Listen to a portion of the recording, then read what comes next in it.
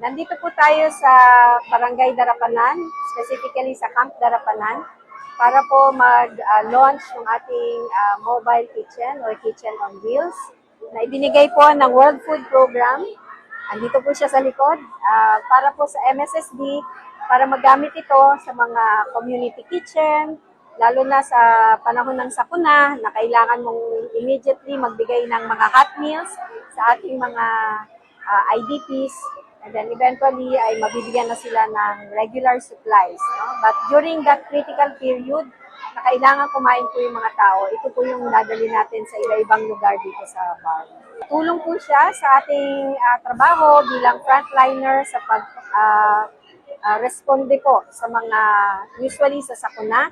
But pwede rin po no, yung itong mga community feeding na pwede po natin gawin. Dahil alam po natin, no, isa sa mga problema natin dito sa bar, yung stunting, malnutrition, kakulangan po ng pagkain, lalo na sa mga bata, pwede rin po siyang magamit. Well, una sinabi natin, no, uunahin po natin ang paggamit nito sa during disasters at displacement. So kung saan po merong pangangailangan nito, gagamitin po natin ang mobile kitchen natin. Pero pwede rin po, tulad ng sabi ko, sa mga feeding ng community, especially sa mga bata. So kahit saan po, ito po ay isang activity lang just to launch, but it will be used all over, at least sa mainland Mindanao. So hopefully, magkaroon po tayo ng iba-iba pang mga facilities, mga gamit, na mas magpapagaan po sa ating trabaho, na mabigyan po ng serbisyo ang mga constituents natin sa bar.